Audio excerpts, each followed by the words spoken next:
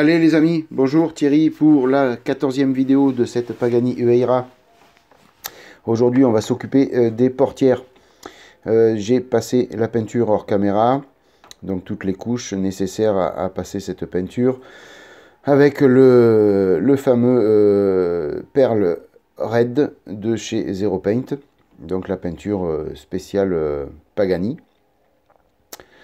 Donc tout s'est bien passé au niveau de la peinture. C'était les dernières pièces à peindre de cette couleur. Après, il n'y aura que du noir carbone à faire. Donc plus trop de peinture à faire sur la maquette en elle-même.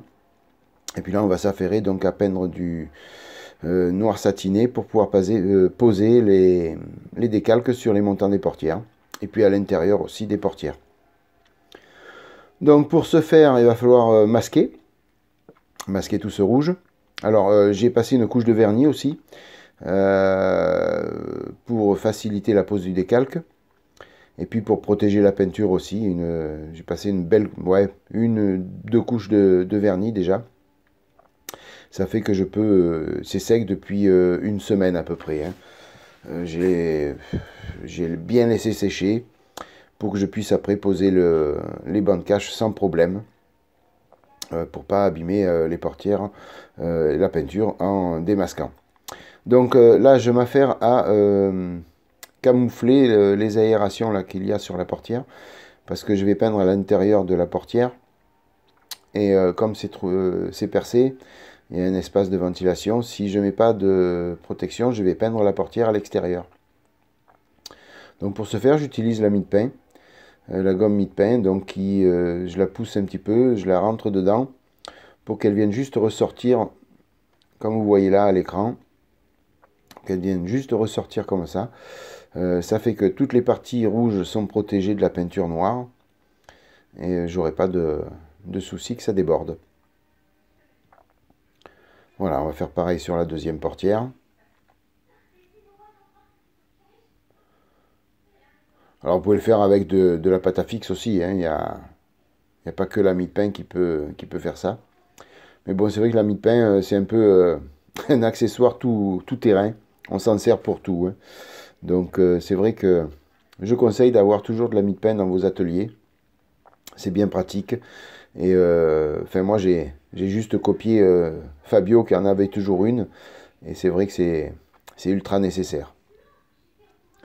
Donc maintenant, j'utilise de la bande cache Jaminog, la 2 mm, pour faire le contour de la partie à peindre. Comme c'est un petit peu arrondi, donc j'utilise la 2 mm pour pouvoir avoir une aisance supplémentaire pour épouser bien la forme.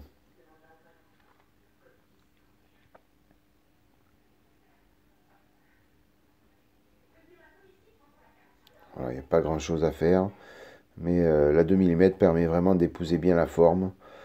On peut même faire des arrondis plus conséquents, mais bon là pour cette partie-là, c'est largement suffisant.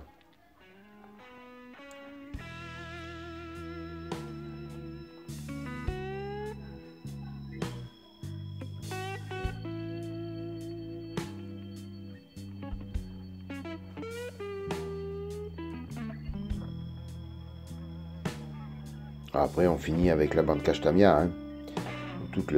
N'importe quelle bande cache que vous avez en votre possession suffira après.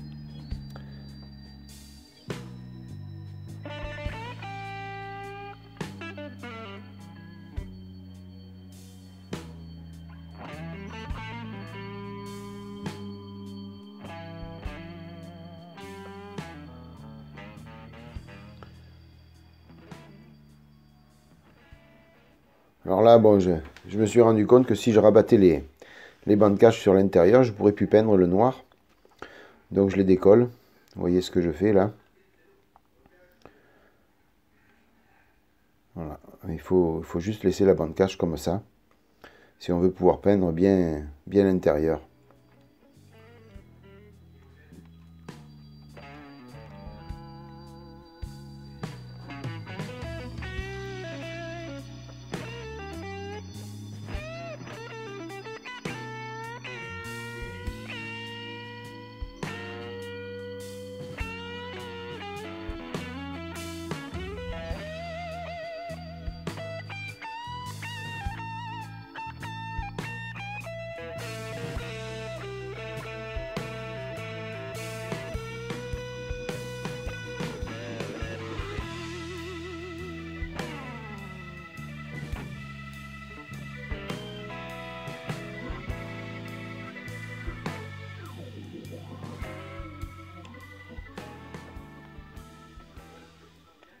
Alors comme on pose la bande cache sur la gomme mie-de-pain, il faudra sacrifier un petit peu de gomme mie-de-pain qui restera sur la bande cache malheureusement. Ou alors il aurait fallu masquer toute cette partie-là en bande cache. Mais bon, il y a très peu de gomme mie-de-pain perdue, hein. On retire vraiment le maximum en démasquant, vous verrez tout à l'heure. J'ai pas perdu beaucoup de matière.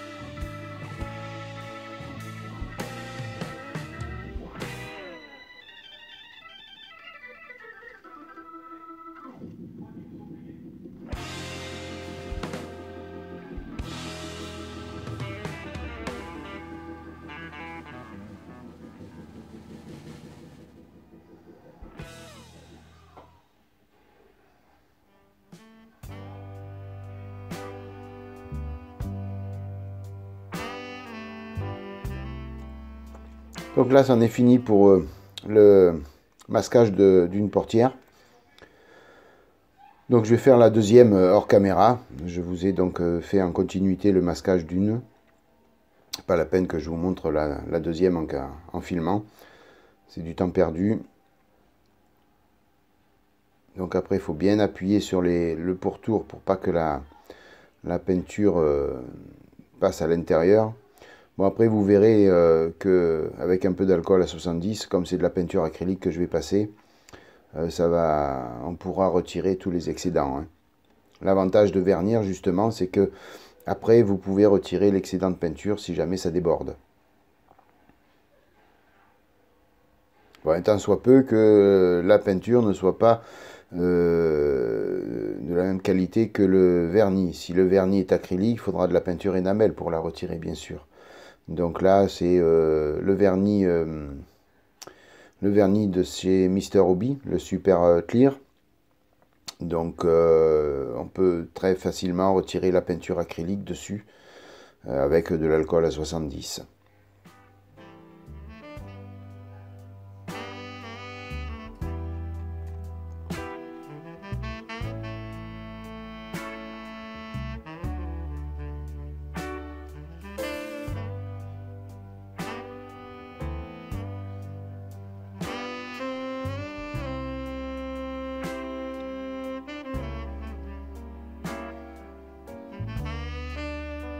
Allez, on va du côté de la cabine à peinture pour passer ce X18 de chez Tamiya, peinture acrylique. Donc là, toujours pareil, une fine couche d'accroche.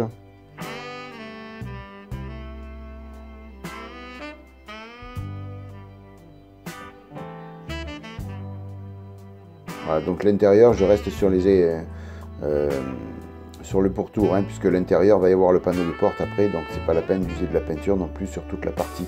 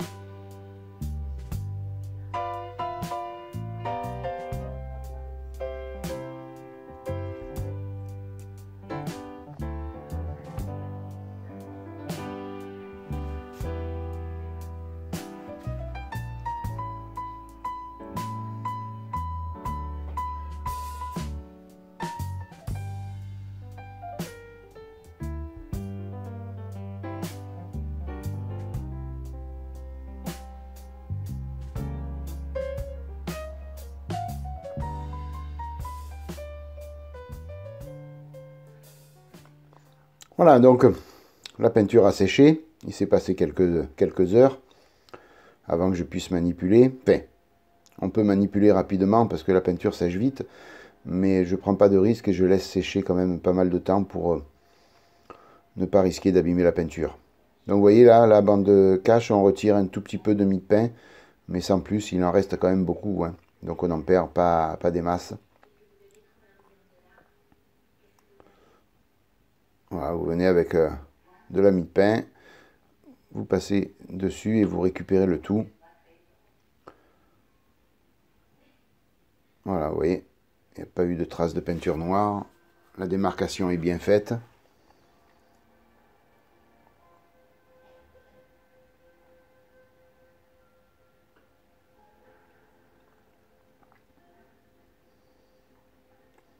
Alors vous voyez, au niveau de la peinture rouge, il n'y a, il a pas eu de coup de poudre de passé encore, hein. Elle n'a pas été, j'ai pas fait de lissage dessus, de polissage.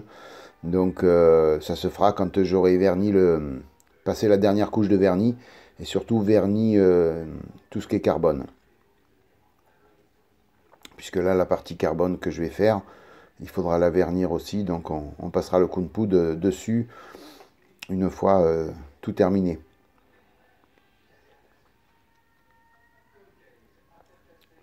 Donc là, je prends un peu d'alcool à 70 et je vais venir retirer le noir qu'il y a sur le tour afin qu'il y ait une démarcation franche de la peinture noire et rouge.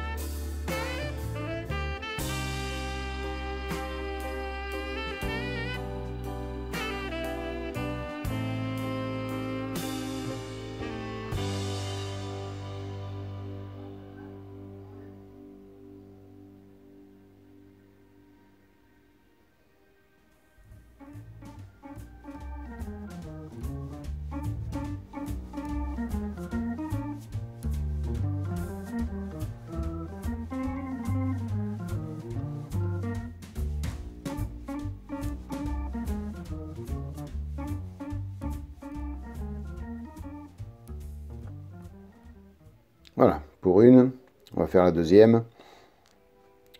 Donc c'est vraiment histoire que ce soit beaucoup plus net la démarcation entre les deux peintures, hein. On pourrait laisser comme ça, mais bon, on peut, ça prend pas beaucoup de temps et on n'abîme rien en faisant ça, hein.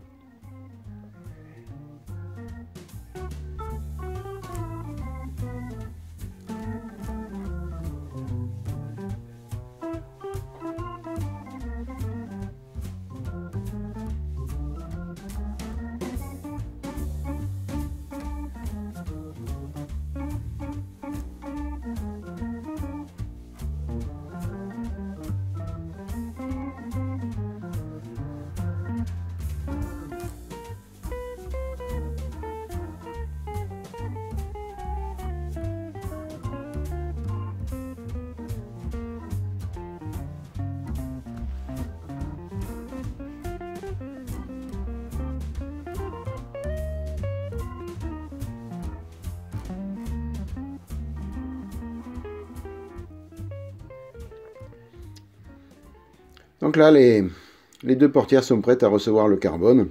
On va laisser sécher encore un petit peu. Et puis on va se mettre à passer le carbone, tout simplement.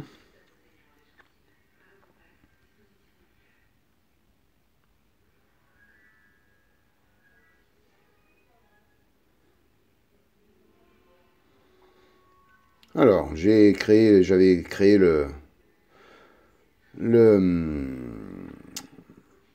le gabarit avant, bien sûr, la peinture. Je ne voulais pas montrer en début de vidéo.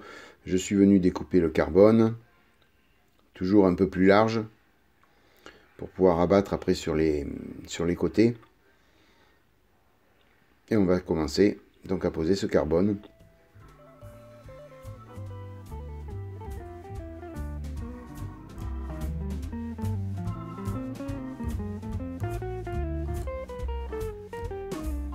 Alors au préalable, j'ai appliqué du micro 7 pour pouvoir repositionner le carbone rapidement et sans problème.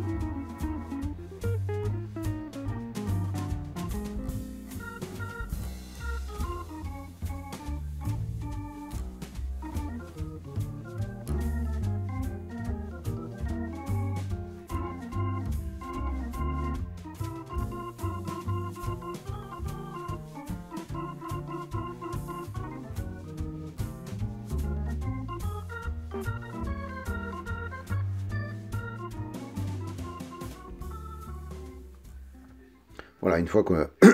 enfin, vous avez vu beaucoup de vidéos où je pose le carbone ou d'autres décalques. Une fois qu'on l'a bien positionné, qu'on est sûr de sa place, bon, à ce moment-là, on peut commencer à le lisser pour qu'il colle bien comme il faut et retirer le liquide qu'il y a en dessous et les bulles d'air.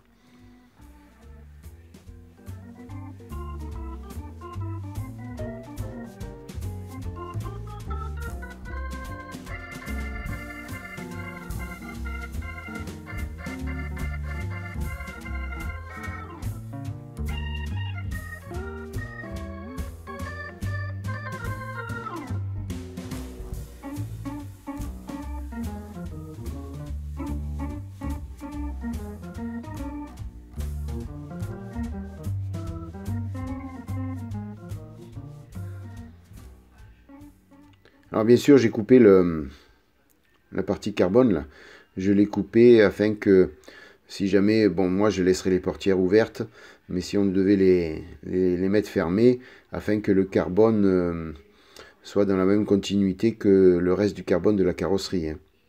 Donc là, c'est pour ça que dans la vidéo précédente, je vous disais qu'on passe beaucoup de planches carbone, parce que malheureusement, on ne peut pas taper n'importe où dans la feuille carbone.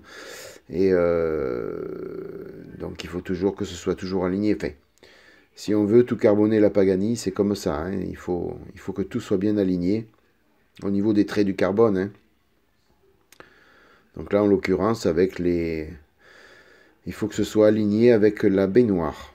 En l'occurrence, puisque c'est la baignoire qui est en contact direct avec les portières.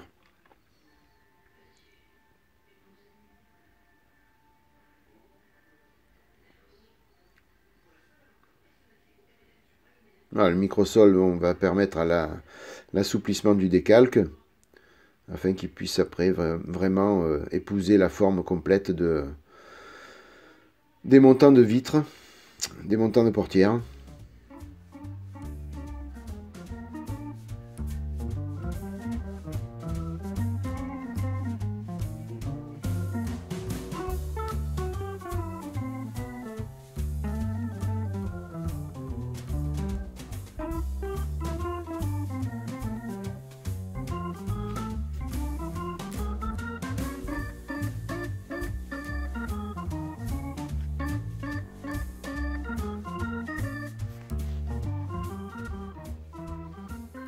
Ouais, il y a juste un petit endroit là où il y a un petit pli. Mais bon, avec le microsol, on arrive à en venir à bout sans problème. Pareil, de toutes les parties qui dépassent un peu, on les rabat après sur l'arrière.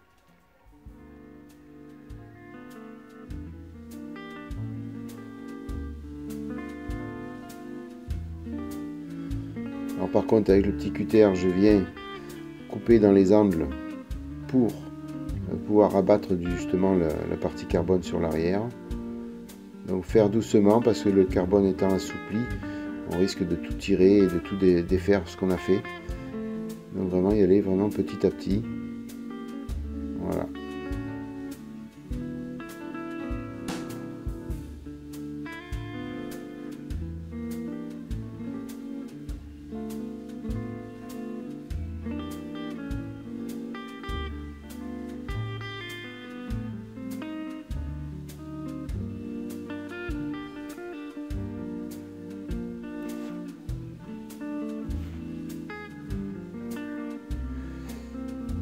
Voilà, le carbone est pratiquement collé définitivement.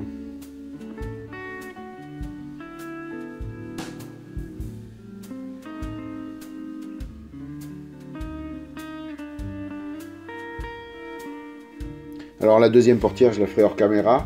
Là, pareil, hein, même procédé. Hein, je vous en montre une et je ne vous montre pas les deux, c'est pas la peine. Voilà, donc là, même s'il reste de tout petits plis là sur le dessus, ça va disparaître après au séchage. Le décalque va se tendre et après on ne verra plus rien.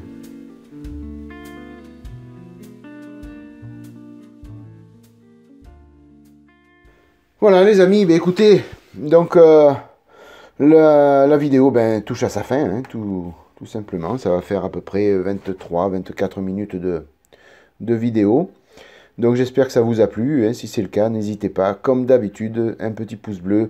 Alors ma meilleure vidéo au niveau des pouces bleus, c'est une vidéo sur la Stratos, je crois, la Lancia, qui fait 96 j'aime. Alors il faudrait dépasser les 100 j'aime, là, hein. Comme ça, on peut exploser les records. Allez, je compte sur vous, mettez-moi plein de pouces bleus. Sinon, ben écoutez, je vous souhaite comme d'habitude plein de bonnes choses, portez-vous bien, et puis je vous dis à bientôt pour la suite du montage de la Pagani. Bye bye les amis, à plus, ciao.